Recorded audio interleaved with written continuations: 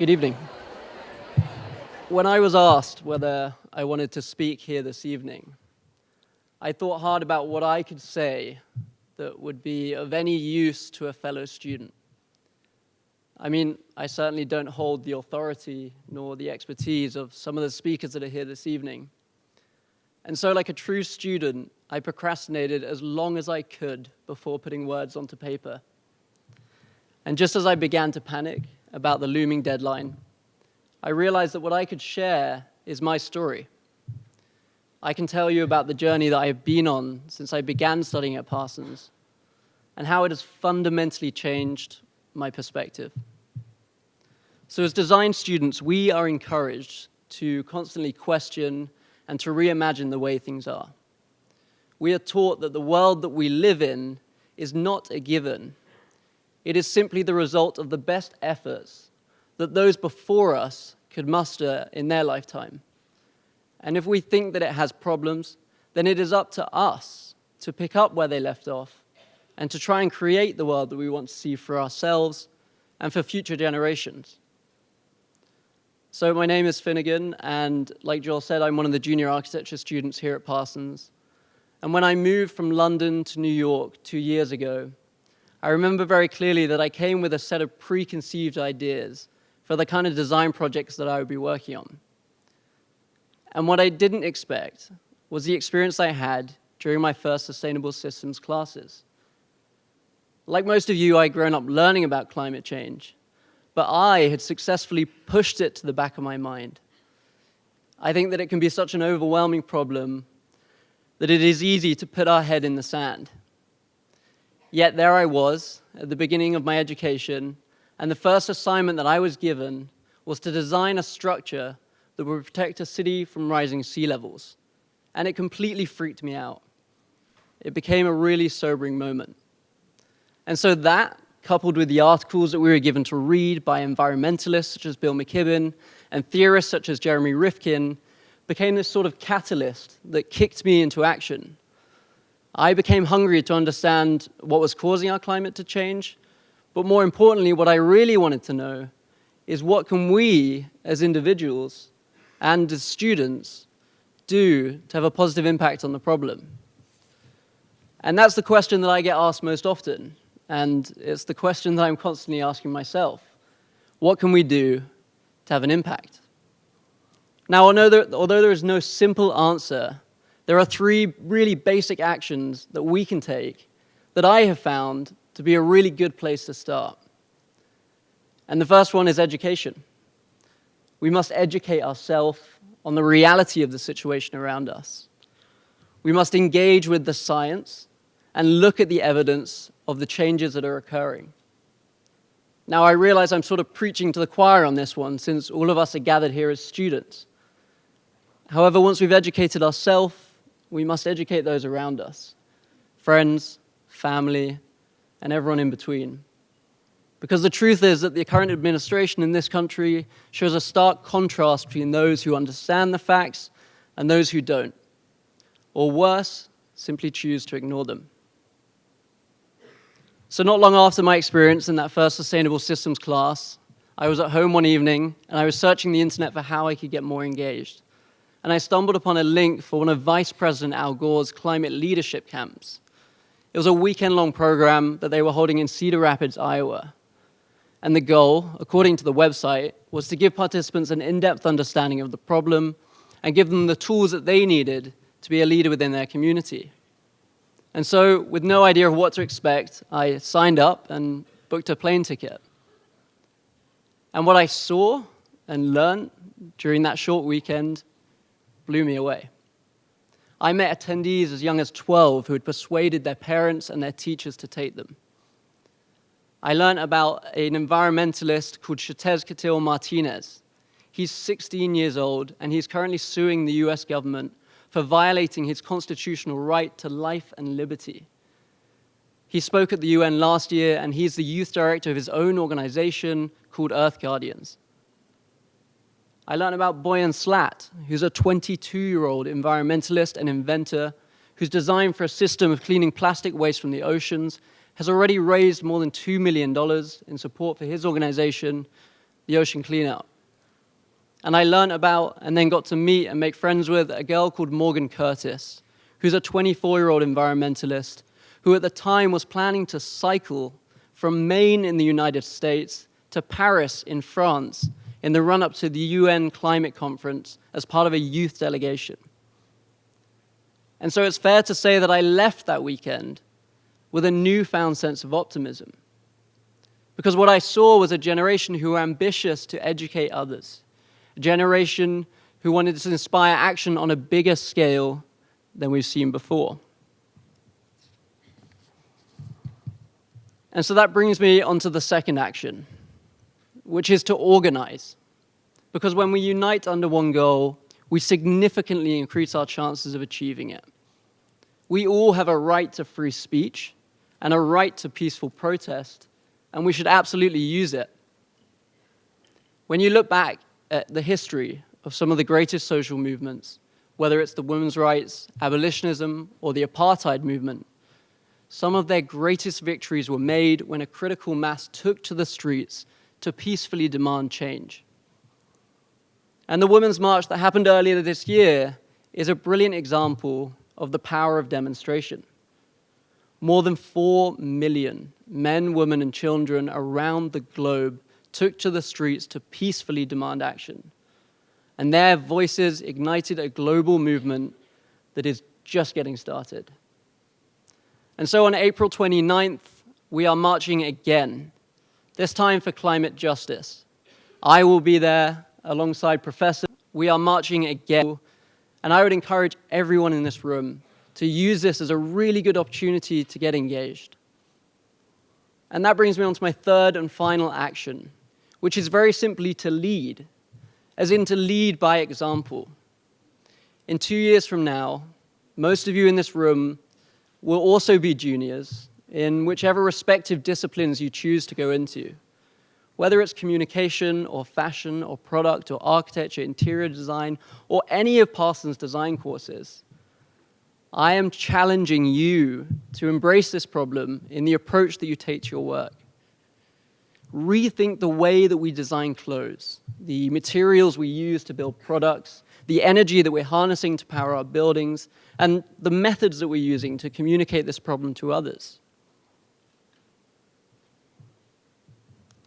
The truth is that our generation has a really unique opportunity to champion renewable technology, to democratize the production and consumption of energy, and to promote responsible consumerism. You are the students of one of the most renowned design schools in America, if not the world. And as a result, every single person in this room, including myself, has a responsibility to rise to the challenges that have been put before us. One of the quotes that has really stuck with me over the last 2 years is by a British environmentalist and polar explorer called Robert Swan.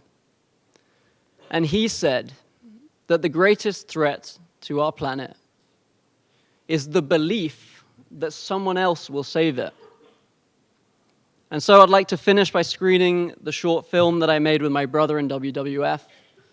I wrote this film after that weekend in Cedar Rapids as a desire to share what I had learned. We traveled to Greenland, where we camped on the ice sheet, and then to London, where we joined protests in the run-up to the UN climate conference. Since it's been posted online, it's been watched more than 1 million times and has received a staff pick on Vimeo. Thank you.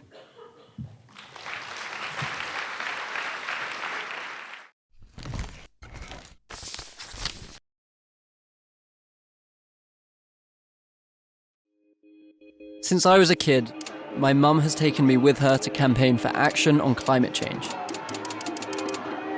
That's her, and unfortunately that mop of hair next to her is me.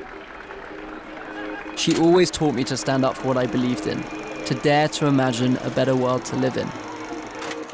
The truth about climate change is it's really easy to be overwhelmed by the scale of the problem. It's easy to think that it won't affect you in your lifetime. However, we are the first generation to grow up learning about it, and we're also the last generation who really get the opportunity to tackle it.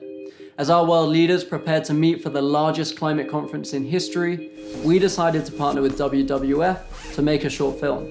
Together with the help of my flatmate Tim, who is a cinematographer, and my brother Jack, who's a filmmaker, we joined a science research trip, traveling out to Greenland.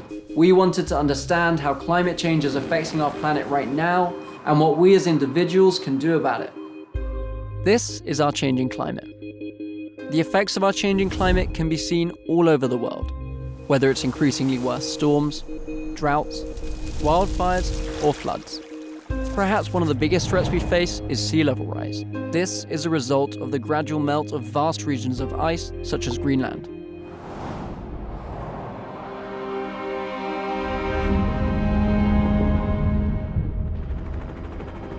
In the last 10 years, Greenland has experienced its fastest ever melt, both of its ice sheet and the surrounding sea ice. While the loss of sea ice threatens wildlife and the traditional practices of the local people, it's the thinning and the melting of the ice sheet that is threatening to increase our global sea levels. And that is a problem that affects everyone, everywhere.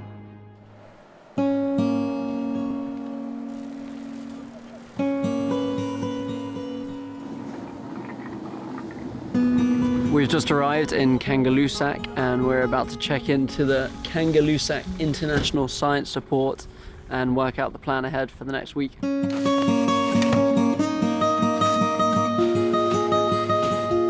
Joining us on the trip would be one of Britain's leading glaciologists, Dr. Alan Hubbard, and the head of polar operations for WWF, Rod Downey.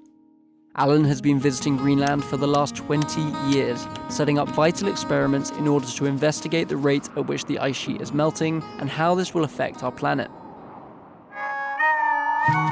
The next morning, we wasted no time, meeting early at the airport in order to board a helicopter headed north to a glacier known as Jakobshavn Isbrae. Jakobshavn is one of the fastest retreating glaciers in the world. Scientists have been tracking the speed of retreat for over a century, and it's this data that allows us to see how rapidly the loss of ice is increasing year by year. So tonight we're going to camp out next to the glacier, and what are we going to be doing when we're there? Yeah, we've got a night or two here, and the idea is basically there's a bunch of time-lapse cameras that have been set up at the front to monitor the retreat and the carving at the front. And last month, a really massive iceberg, 14 kilometres squared, broke off the front. So it'd be really neat to get that imagery and to see how the front and the glaciers responded to that carving event.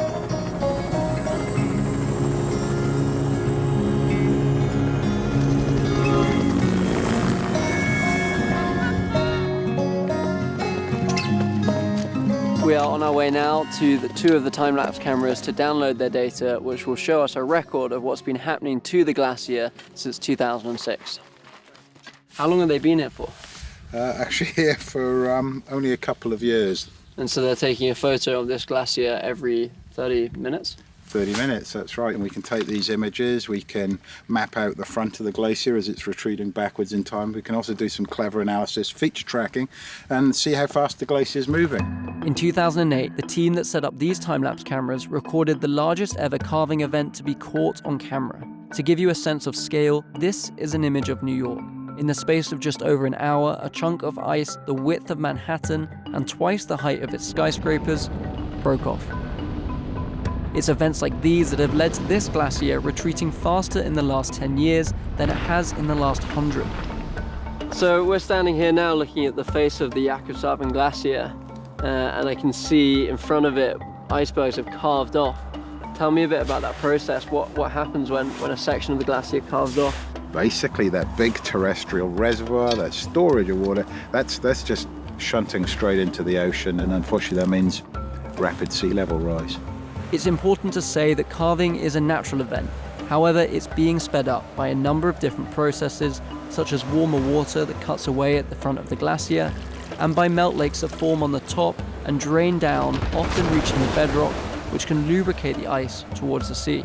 Alan explained that if all of the ice in Greenland were to melt, it would raise our global sea levels by more than 21 feet. That is enough water to submerge some of our largest coastal cities, such as New York, London, and Sydney. or in some cases, entire countries such as Bangladesh or Kiribati in the Pacific. Having retrieved the data that we needed, we headed back to base camp in order to set up tents for the evening ahead. Had a little explore and found somewhere to camp, and as we're setting up the tent, there's this amazing mist coming in from over there, covering the glacier, and we're shrouded in cloud.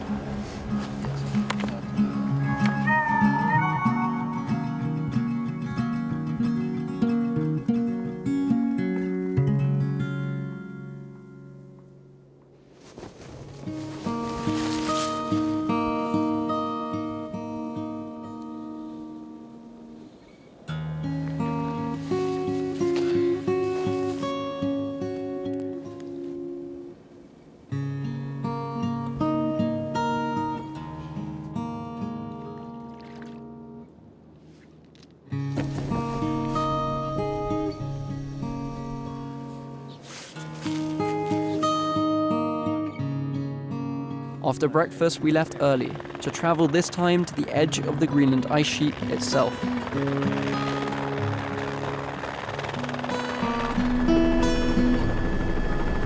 going to visit about 3 or 4 different sites on the ice sheet that I've set up GPS, weather stations, basically instruments for monitoring what the ice sheet is doing. How long have you been running the experiments we're going to visit?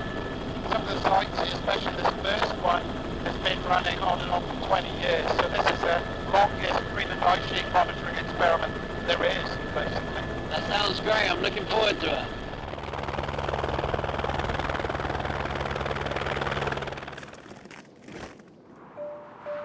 So we're stood up here on the Greenland ice sheet, and Alan, the scientist behind me, is working on some of his experiments that are measuring the levels of melt and the speed of melt.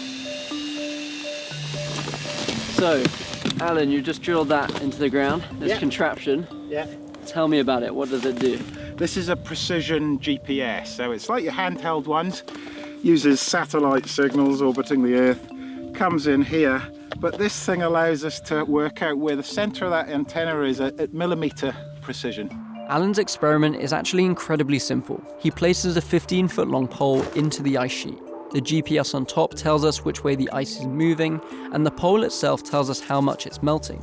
Over the last decade, Alan's data has recorded over 140 feet of melt, which is the equivalent to the height of 10 double-decker buses. After helping Alan reinstall his experiments, we left the ice sheet in search of a good place to spend our last night in Greenland.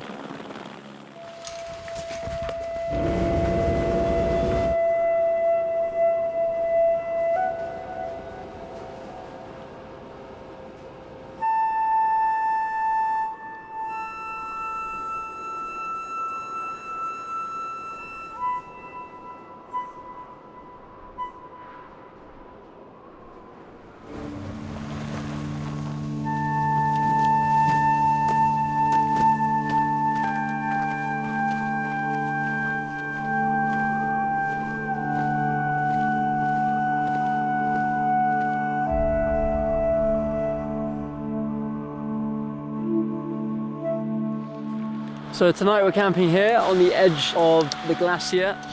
It's a rather picturesque spot to be camping.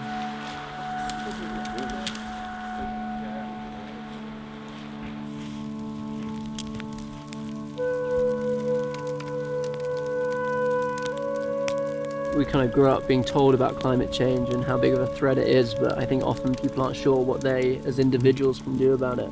Climate change is certainly one of the biggest challenges that we face currently as humanity, but I'm actually quite optimistic about this. The technology is there for us to deliver most of our needs without burning fossil fuels already. We just need the political will to move forward with increasing and investing in renewable energies, and I'm really confident that your generation has the capacity to tackle this huge issue in front of us.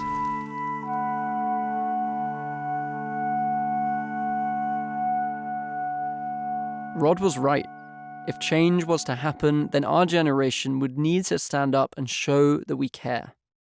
People are gathering in cities around the world.